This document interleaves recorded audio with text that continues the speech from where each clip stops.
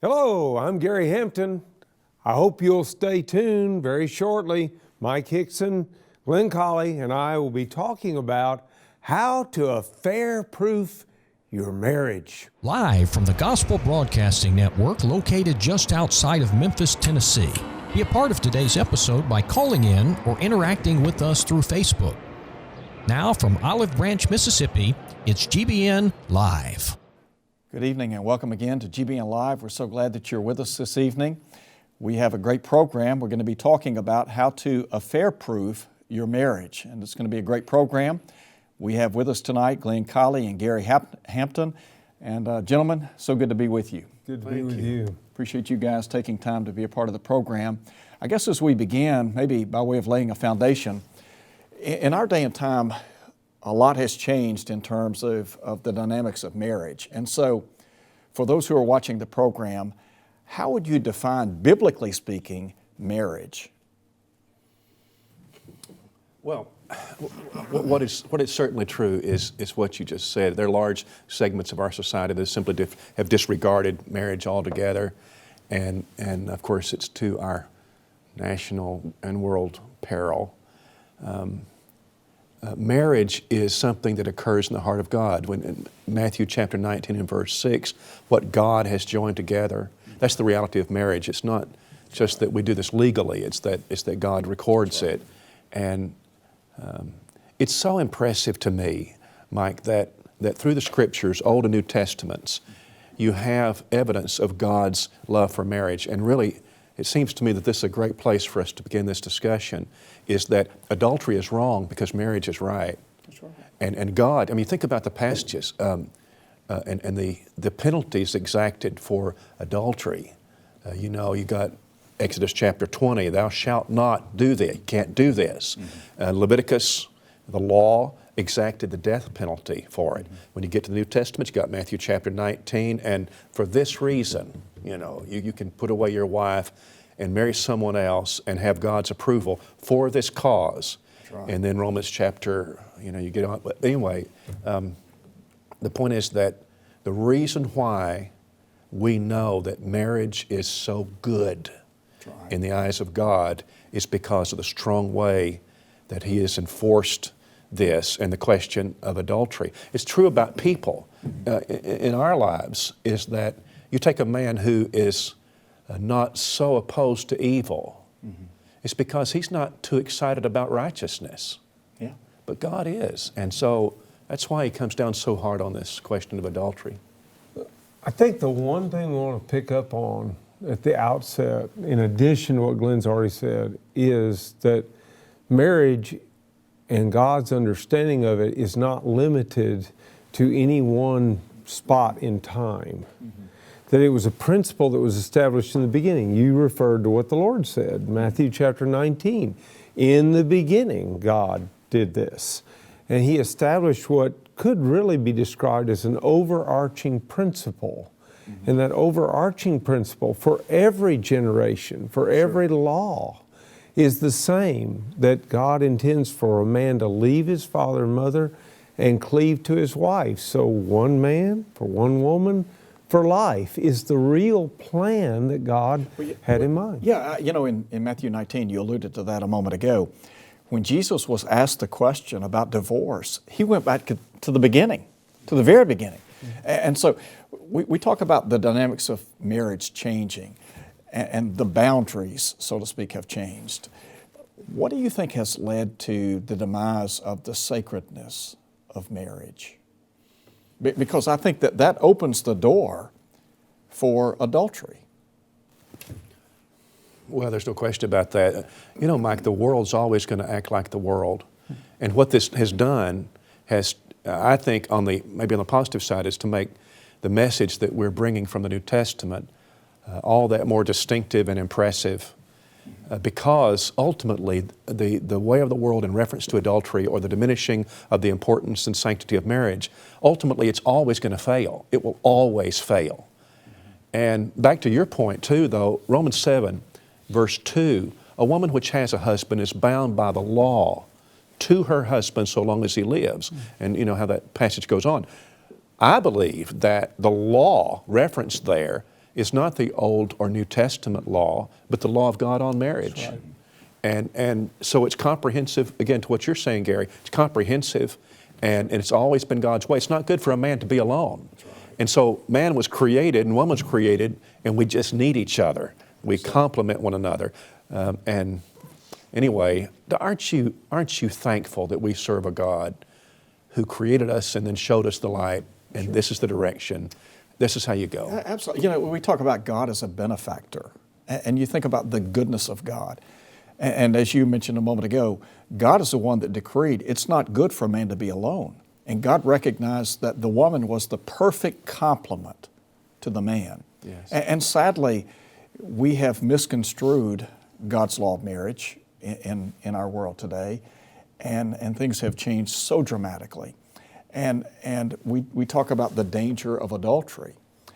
Do you think maybe to some extent the failure to recognize the permanency of the relationship has also opened the door to adultery, expendable marriages? I think we live in an era when almost everything is throwaway. There's almost a planned obsolescence for so many things. And we have allowed that to slip into areas where it does not belong. Mm-hmm. That if I go into a marriage committed to be there for life, I am going to have a different approach than if I go in thinking, well, if this doesn't work out, I can always get somebody else. You know, I think that is a large part of the problem. God saw marriage as a contract, a covenant. Absolutely. And He really chastised the people in places like Malachi, you know, about how they've mistreated the wife of their youth. This is a woman that committed to you when she was young. She gave her life to you when she was young, and now you're going to treat her like this? Yeah. So I think this throwaway society and the fact that now you really don't have to honor any commitment. Well, you know, I'm sorry, go ahead. I was just going to say that let's play off of what he just said about marriage being a covenant. It's a contract. Mm-hmm. I think it needs to be preached in our pulpits that marriage is you're not vowing when you marry how you will feel in 10 years or 20 years. It's not about how you feel. It's about how you'll behave. It's very much like a property contract and a property sale. I sell a parcel of property, and the buyer doesn't care how I feel about it. It's rather irrelevant. It's that we're making a binding agreement, and so it is. You know, I'm telling you when I marry you, this is what I will do. It's how I'll behave for the rest of our lives. And adultery, of course, is a terrible violation of that. Well, and I think about the attitude that says going into the marriage, divorce is not an option. It's never an option.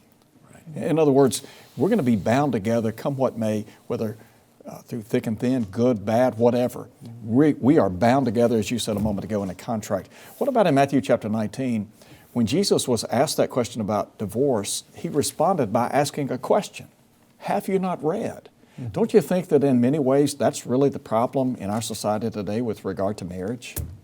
No question. And also, don't you think that our pulpits, in so many cases, have watered down because how many, you think about 1 Corinthians 5, and when you think about the list of passages that show the magnitude of the seriousness of adultery, mm-hmm. surely you'd put 1 Corinthians 5 in there.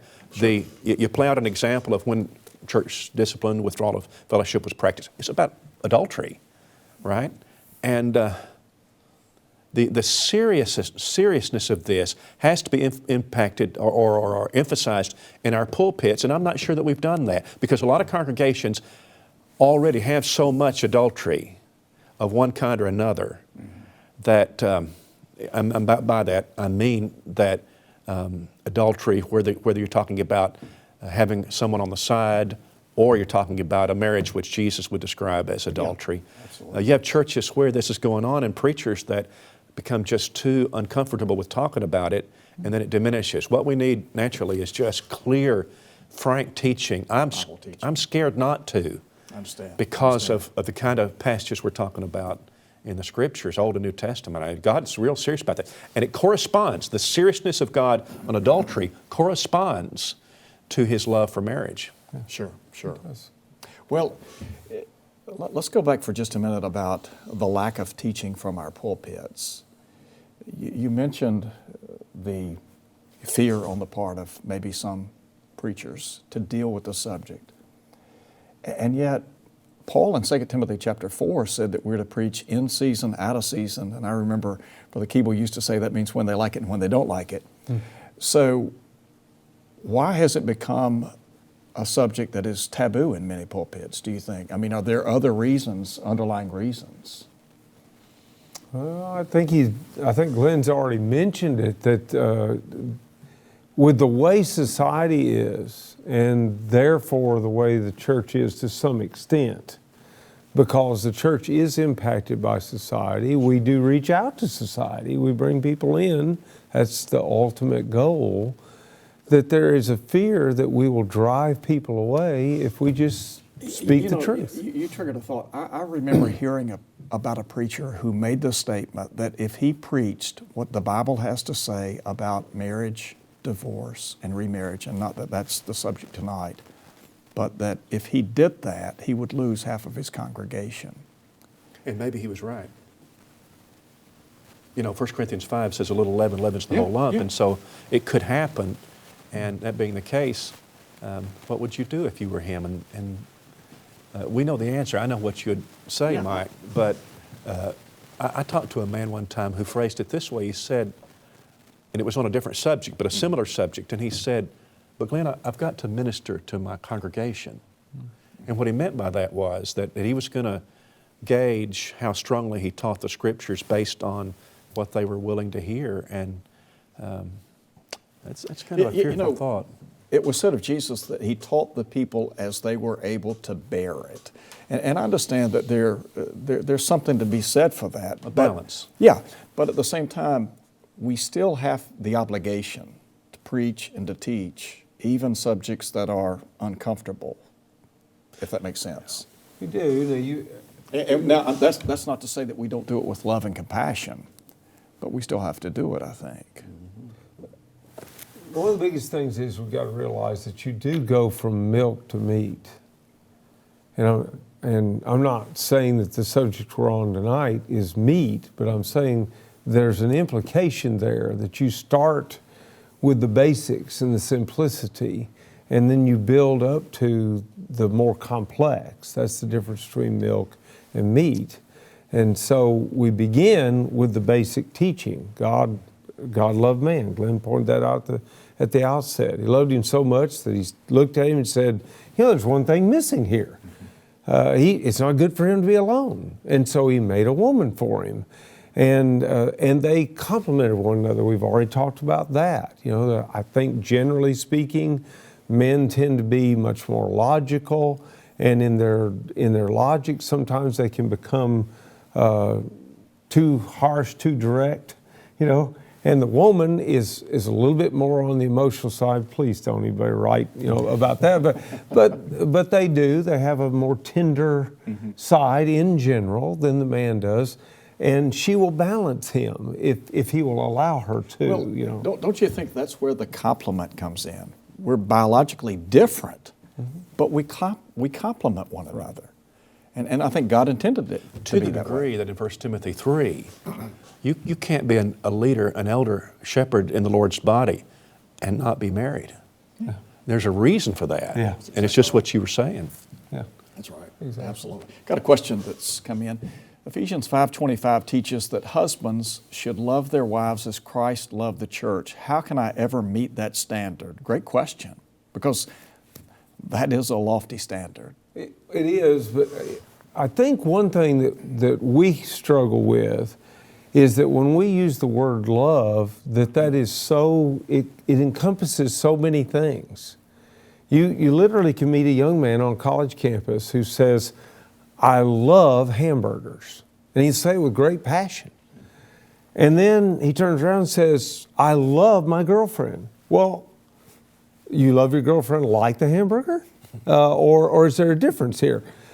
the Greeks, wonderfully, had 4 words to express love. Eros, we can almost hear the word erotic, coming out of that. Interestingly enough, that word is never used in the New Testament. Now, I suspicion that Herodias' daughter elicited Eros from Herod, but the word's not used. That's the point. Storge, that's fleshly love, the love preeminently of a mother for her child. And that's only used in the negative. It's used twice, both times saying you don't have it. You should have, but you don't have. And then you've got the word phileo, and I really fear that phileo is the more dominant way we think of love. It's, well, if I feel good about you today, I love you. And then if I don't, if things aren't going real well and I'm emotionally down, then, well, I don't love her anymore. Or I don't love him anymore. And I've heard that, you've heard that so many times, So then the other one that is the key, and it's the key that is used for the Lord, is agape or agapao. And it is an intellectual commitment to the best interest of the other. I will never be able to carry that out to the extent that Jesus did, I don't think. But I can be intellectually committed to the best interests of my wife. And must be. Must be. That's correct. That's right. Yeah. Great. And in that sense, husbands are following the pattern of Jesus Christ, Ephesians 5:25. Yes. Absolutely. Yes. Absolutely. It's a great point. Yeah. We've got a caller on the line now. We'll take that call. Yes. I'm calling because I'm wanting to know, is pornography We're having some considered adultery? We've got some audio right now. If an pornography issue. is what? Considered adultery. Considered adultery. I assume that what she's asking is, in Matthew chapter 19 and verse 9, would the viewing of pornography, her husband's pornography, would that constitute a situation where she could put away her husband and marry somebody else?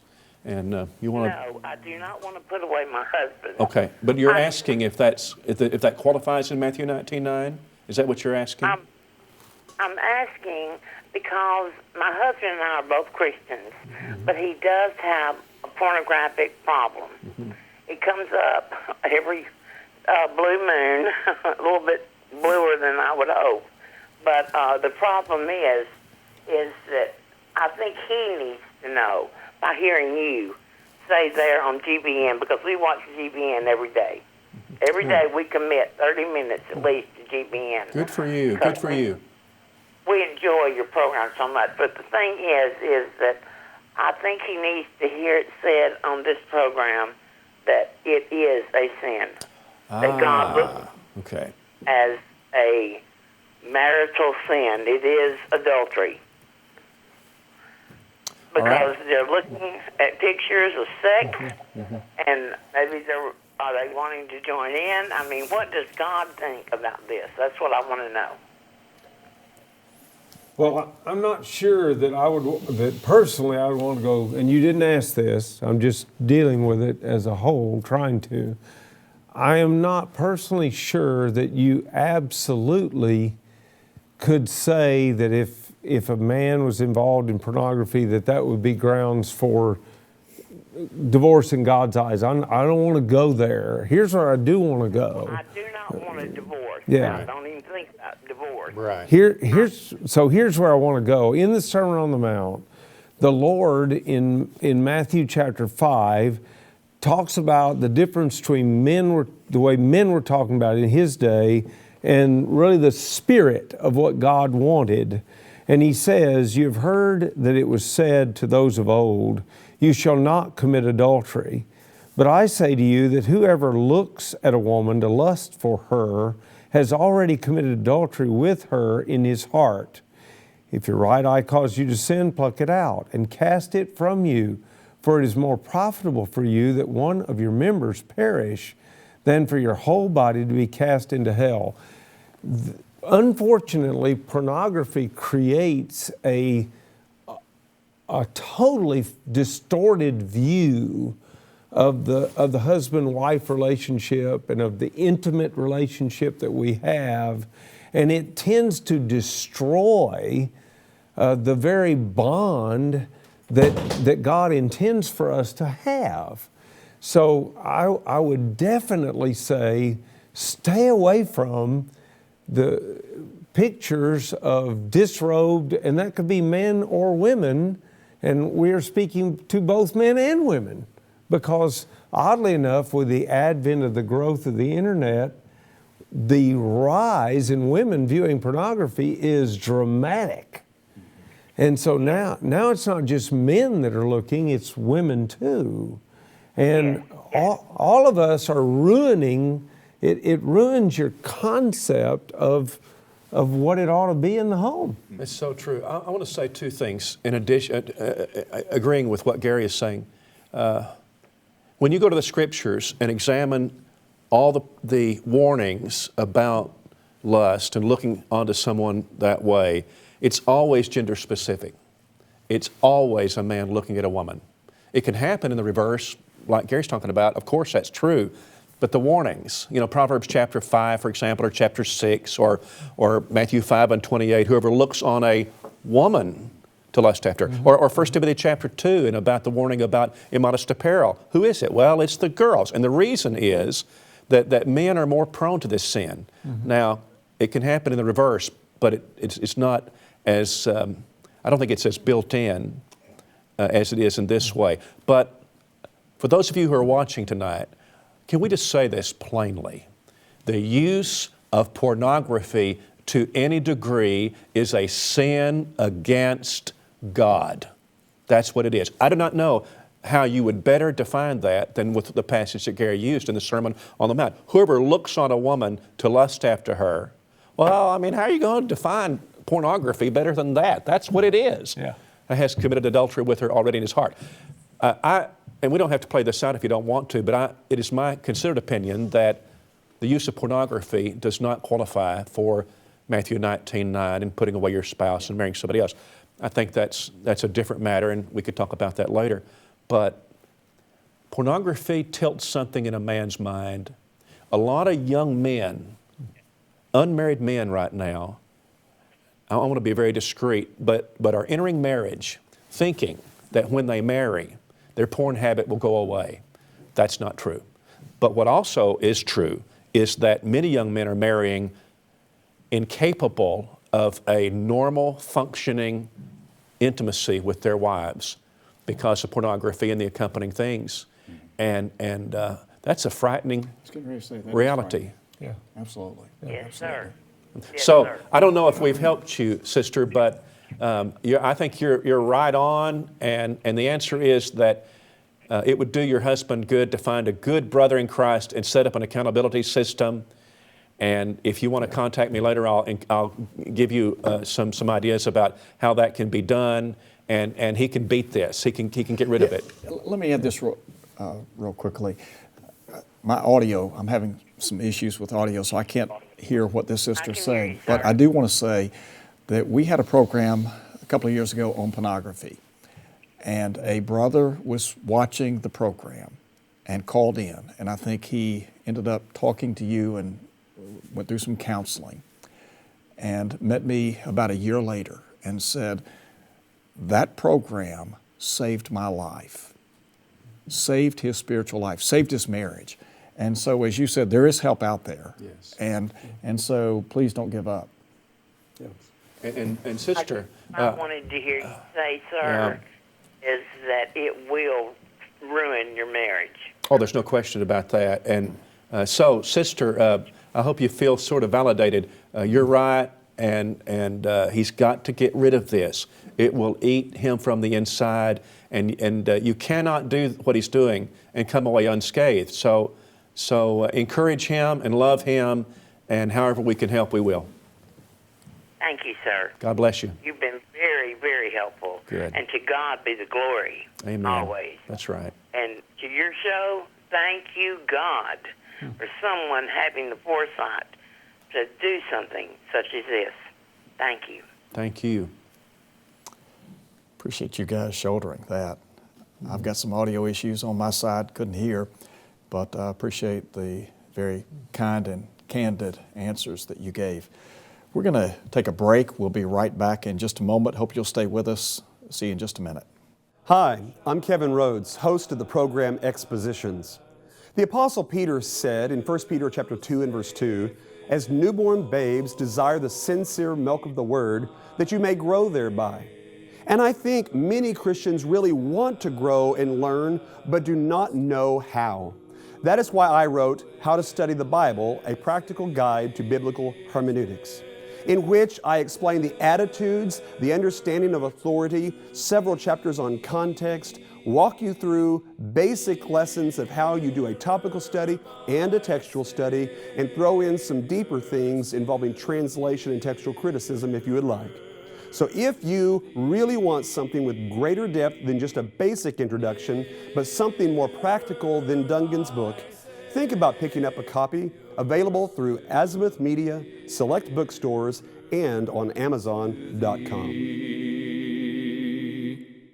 Thank you for tuning into GBN Live. If you have a question related to tonight's topic that you would like to have answered, please call 888-805-3390. That's 888-805-3390. You can also email us at gbnlive@gbntv.org. Like us on Facebook and follow us live each week. You can send your questions through Facebook in the comments section, and we will do our best to get them answered on the air. Now back to the program. Thank you for staying with us. We appreciate so much you being a part of our program tonight. We'd love to hear from you. If you have a call, if you want to text us or Facebook us, we would be more than happy to take your questions tonight.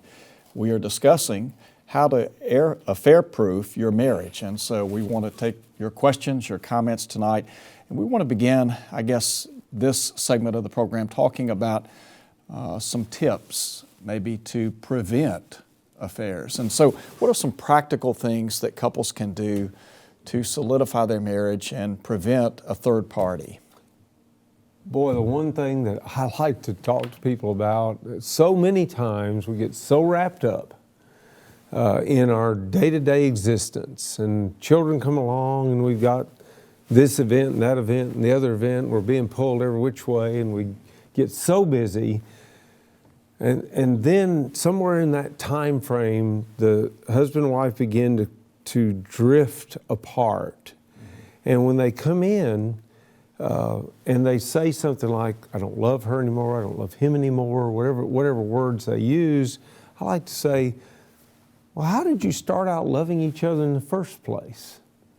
What did you do at the beginning? How did you treat her? You know, I think about, for example, myself. When I first was dating my now wife, that, make sure you open the door for her, make sure she gets to things that she would enjoy. Maybe nothing very expensive. I didn't have any money, but still, some little something and things like that. And then, we make our way along. Of course, in my life, it can't quite work this way, but I've known guys that did this. Now they instead of opening the door for her, they go sit in the car and honk the horn and say, "Come on, let's go." How's that working out for you? Yeah, really. So what do you think, Glenn? Oh, I think you're exactly right. And when you talk about affair-proofing your marriage, surely this has to be number one. Good marriage is hard work. Good marriage is something you have to dedicate yourself to every day. And it is you act every day in marriage in anticipation of the warm feelings. Mm-hmm. If you get that reversed, you're in trouble. Because that's what you're saying, is that I don't feel the warm feelings, therefore I'm not going to act. When she treats me better, then I'll be nicer to her. But that's wrong. Yeah, you mentioned something that I think is worth exploring maybe a little bit more with you guys, and that is, you talked about how we're being pulled in so many different directions, that we fail to spend adequate time with one another. And that's true with the family unit as a whole in many cases. But I remember years ago, a fellow told me, he said, my wife and I, we woke up one day and there was this canyon that was distancing us from one another. So how'd you get there? So how do you get back? Let's just say somebody has allowed that to occur over time. They haven't spent adequate time. So how can you rectify that and reignite those feelings for one another again? You act first in anticipation of the feelings. You decide that you're going to do the things like Gary's talking about. You're going to take a date night a week, even if it means canceling something. Mm-hmm. You're going to show your spouse attention, whether or not you feel you're getting it. You know, you're going to take the initiative to make this marriage better, but not because you feel it, because you got that canyon that you're talking about. So I don't feel it yet, but I'm going to act in anticipation of that. That's what you do. What about communication? I've found that it's helpful. Send a text. Yes. Pick up the telephone. I think that in the morning, I like to send my wife a text in the morning and just say, hope you're having a great day, something like that. Something to keep the lines of communication open. And I think sometimes those communication lines aren't what they ought to be. How many times do you find couples sitting at home through the evening, they never say a word to each other? I was out to eat one night, and there was a family sitting around, and I think it was Father's Day. And I looked over, every single person was looking at their phone. They were communicating with someone, but not each other. Right. So how do you somehow overcome that hurdle? I tell you, I had a neighbor all the way back in Mobile that I was always fascinated by him. He outdid me, and yet there was no competition. I just observed what he did. This fellow would plant little notes all around the house where he knew his wife was going to be, and it just say, "I love you," or "I hope you know you're special to me." If she went off on a business trip, which occasionally happened, he had a carport, so you could see, some of the things he did. He would have this big banner up, "Welcome home," and put his wife's name on there.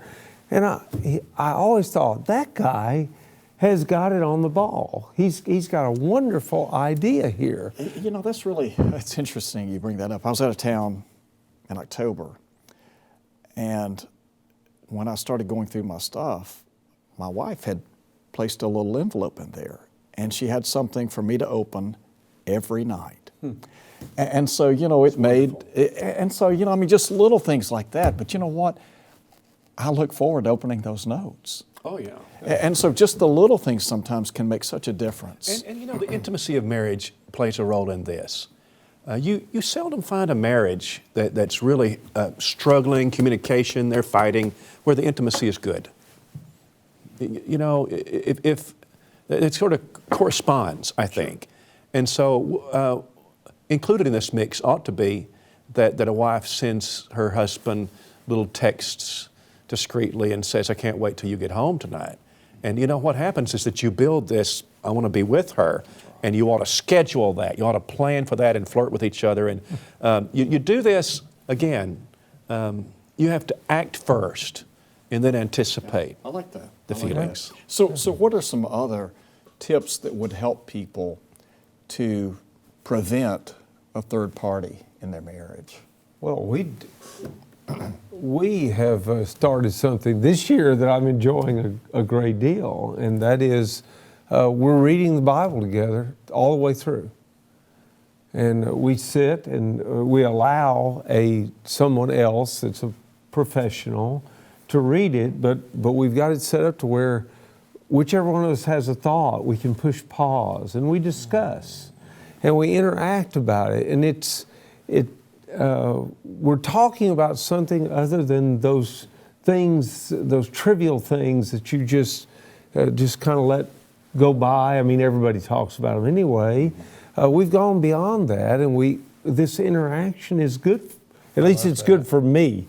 I don't know how it is for my wife. Well, it puts your marriage at a different level, does. to bring God into it. So tell us more. Do you do this? What time of day do you do this? Well, what we've done is generally speaking, I try to always be there for at least one meal a day. Good. And at that meal, neither one of us is very good at, and I guess we shouldn't be, at talking and eating at the same time, you know. So we put this on, and we're both sitting there, Yeah. and Good. and if one of us wants to pause, then let's pause it and let's talk. And we may interact a little while before we go back, and we set a goal. Our goal is to read, you know, X number of chapters. We've kind of looked at how to divide that. This week we're reading 4 chapters every day together. I love And that. we're having a ball with It's it. so good. It is so good. It is good. Because when you deal with problems and you've been in the scriptures together, you have some foundation. If your spouse is a faithful Christian, you know, you're going to be able to get through the hardest problems. Yeah, you know, I think about that spiritual dimension in the marriage, and no doubt that's going to strengthen the marriage. I think that's a great idea. Immeasurably. It really is. Got a caller on the line.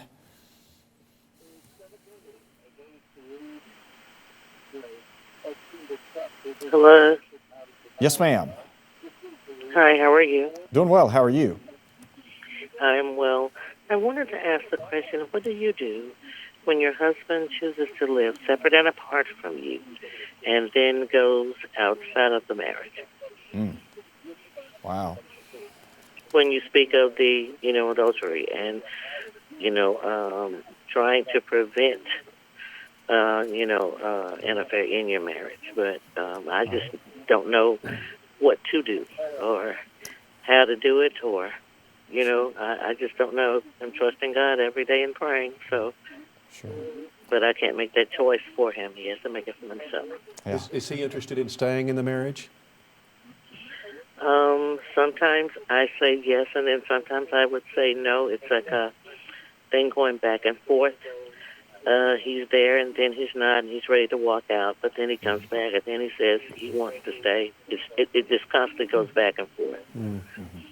What would you say? Well, I would love to see the two of you sit down and actually listen to each other. And I know that sounds kind of strange, but I have observed about myself, especially some years ago, that when even my wife was talking to me, rather than really hearing her, I was kind of like the old country boy, with the gun that you had to ram the rod down and all. While she's talking, I'm loading the gun, for my next shot, and I just say whatever it was I thought, and over time I came to realize I wasn't really hearing what she had to say. And so I would offer this, and this is something I do with a lot of people before they get married, is I offer some rules for fighting. And the first rule is, before I can say anything in response to my mate, I have to reword in my own words what they just said to me. And I try to get everybody to be fair about this. You could be very much a stickler and we'd never get past anything. But she has permission and should, and I have permission as well, to say, well, that's not quite what I meant. Sometimes we really don't hear each other. I didn't hear you, you didn't hear me. So we begin there. I think you two need to hear each other. My suspicion is that it's when you're not hearing each other that his solution may be, and I don't know him, and I'm not trying to prejudge him, but his solution may be, well, look, I'm tired of this. I'm just going to wash my hands up and walk away. And then when you have a better day, maybe then he wants to stay. Now, I don't know, but I think that would be a beginning place. Let's hear each other. Another thing is, I think for the strength of a marriage, that fighting needs to be limited. About 30 minutes, and I mean it ought to be on a timer. Now, just about everybody's got a phone now that has a timer on it. Put a 30-minute timer on it, and here's why I do that. I used to let people come into my office with a problem, They said, can I come talk to you? Oh yeah, come on. We didn't set any time. And so we'd be going along, they'd just be eating my day alive. I was getting nothing done because they weren't talking about the problem. And then I would say, well, brother or sister, I've got to get some more work done. And then they'd start telling me the problem. And I said, well, if you set a time limit, you say, we're only going to talk about this 30 minutes, then you've kind of got to get with it. You've got to talk about it. And here's the other thing. It's when you fight, it needs to be on a specific subject. We're not going to talk about everything. If she starts making a list of everything I do wrong, well, you throw your dirty socks on the floor, and you don't take your plate up from the table, and the list can get kind of long, Especially with some of us. Yeah. But in you saying that as well, I am very serious about my walk with God. And that was very important to me prior to us getting married. And he said that the same was for him.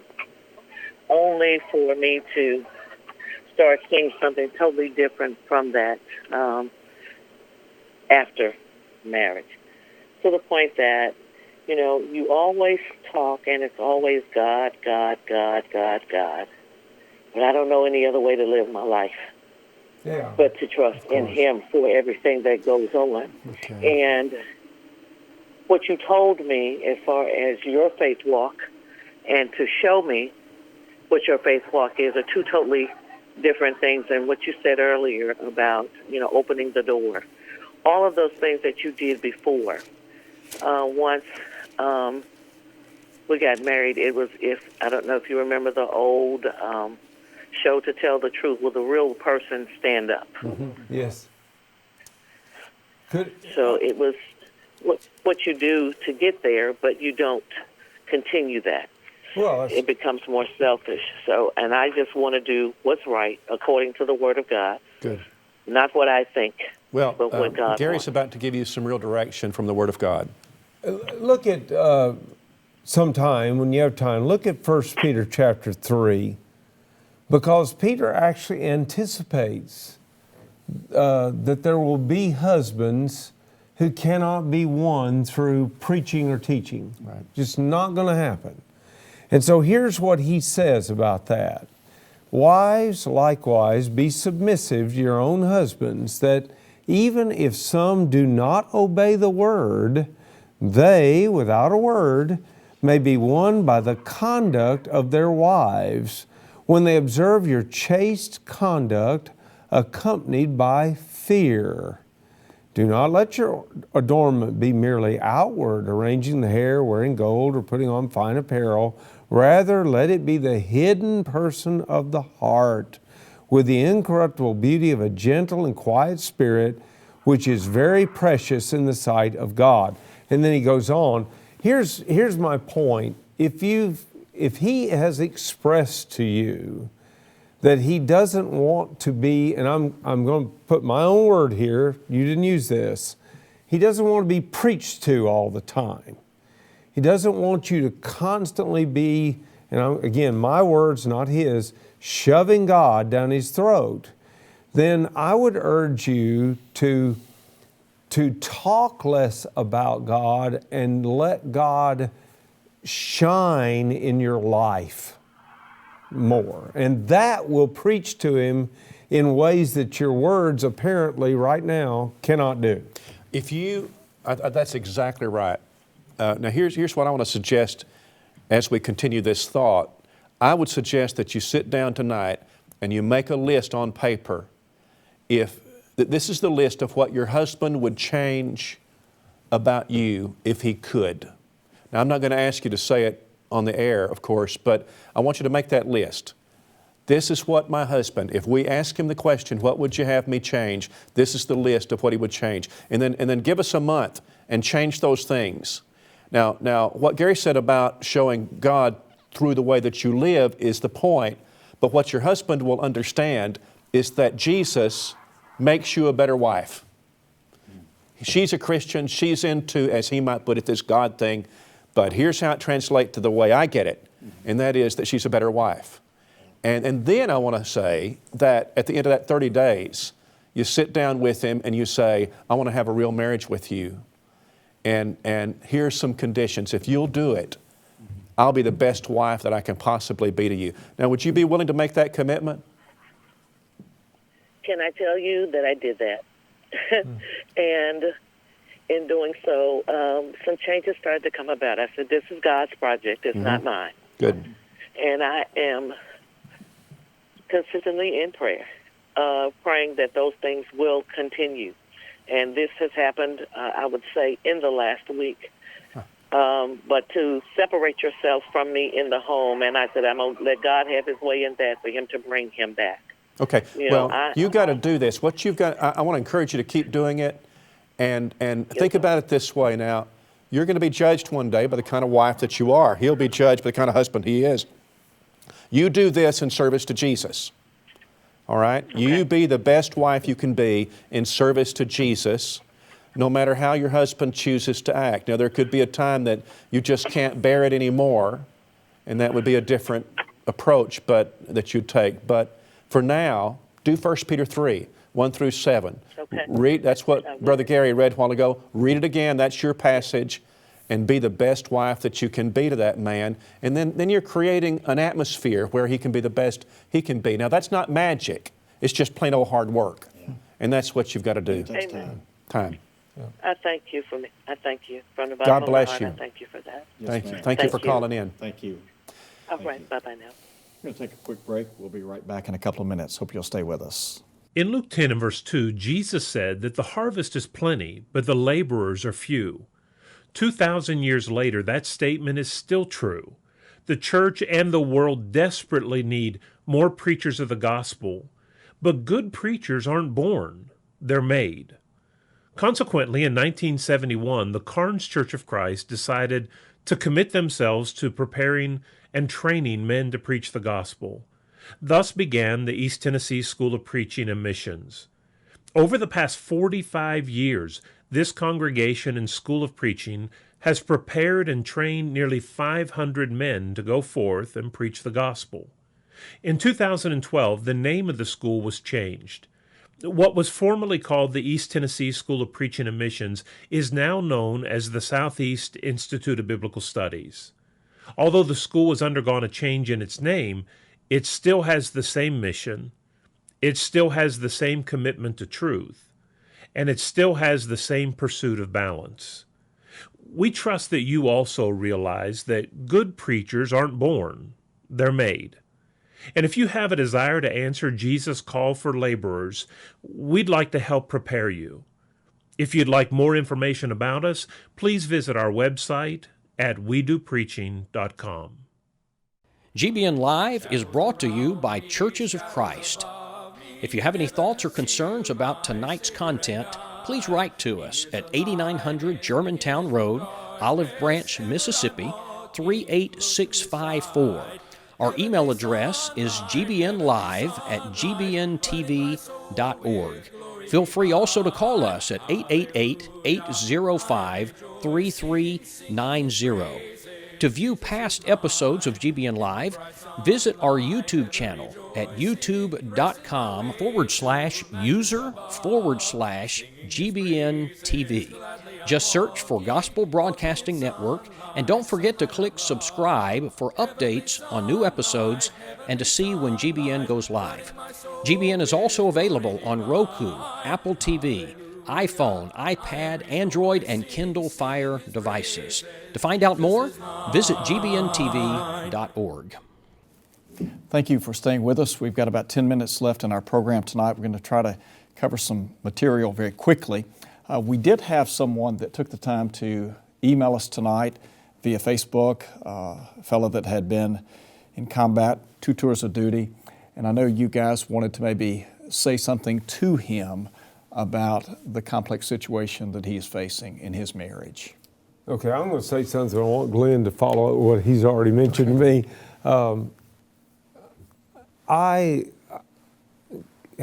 heart just breaks for what you're going through. and for what your wife's going through, frankly. And I do not believe that this is quite the venue for us to really talk about these matters. Instead, I want to urge you, please, to try to find a good Christian counselor who can listen to you and can help you work through this. And if you do not know one, I would urge you to recontact the station here and let's see if we can't find somebody who can help you. Now, Glenn also had something else. Well, that's exactly what I think. And I would just add that the way I would go about it if I was you, I would go to a quiet place, conversation with my wife, and say, I love you. I want to be married to you for the rest of my life. Can we get counseling? And take it on yourself. I know that I'm blowing the marriage. I know I'm messing up, and I want to do better. Will you come with me and let's do this counseling together? That's what I would do. Great advice. Thank you guys very much. I'm going to take a question very quickly. What does the Bible say about reasons you may separate from your spouse? For example, abuse. And for how long? 2 weeks, 6 months, 2 years. I fear a long-term separation may lead to adultery. How do you respond to that? That's a biblical observation at the end. So you have 1 Corinthians chapter 7, and he does permit separating for a time, and it's about sex. He says, now you come together again, that Satan tempt you not for your lack of self-control. So the way the question was ended, we can't do this a long time. Now, we know from Matthew 19:9, there's only one circumstance under which you can divorce and remarry and have God's approval, and that's for the cause of fornication.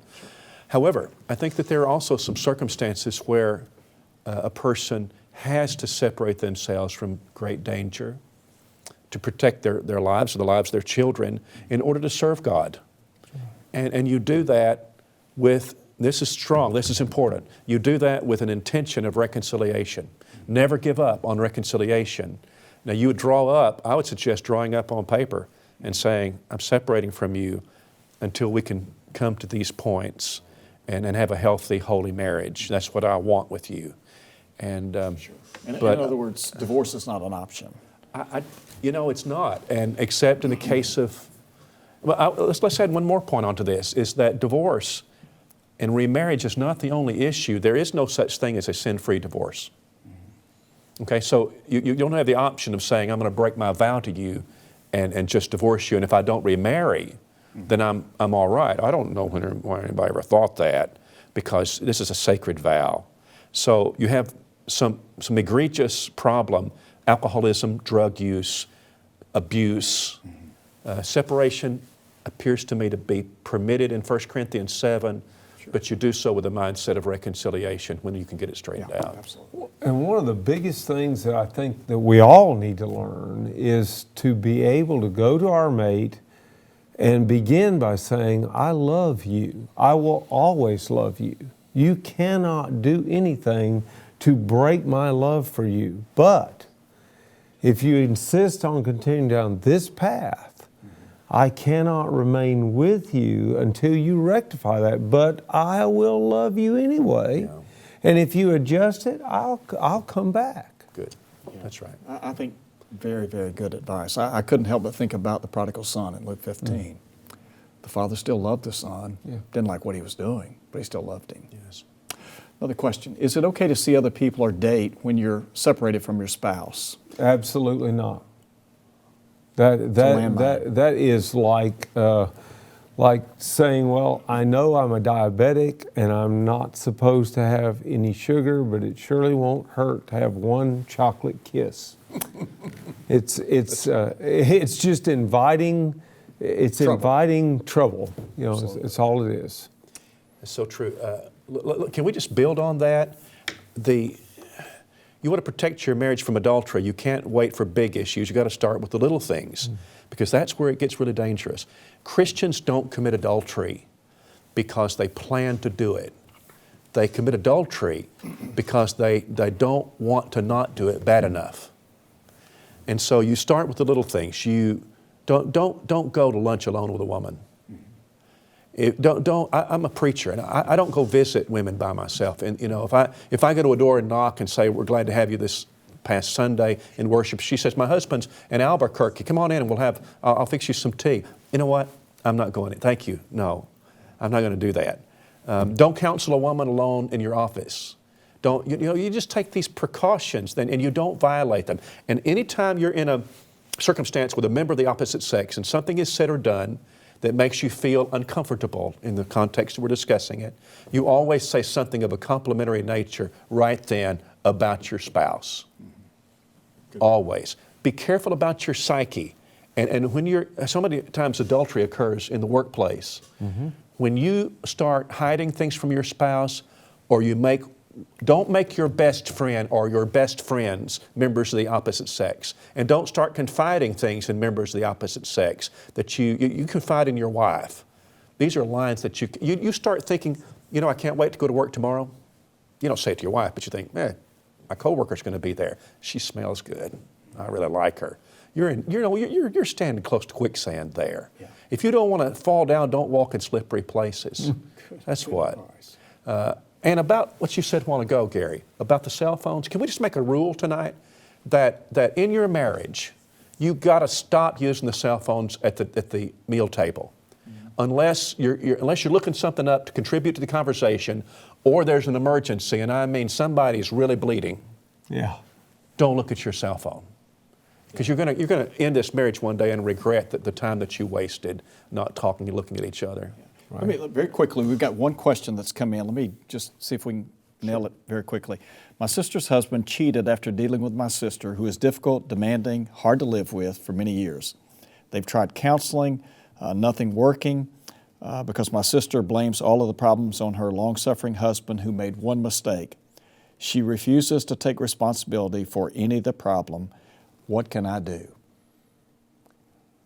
Oh, that may be that's a terrible struggle, because we all want our families, sisters, brothers, mothers, fathers, we want our children, we want them all to do well.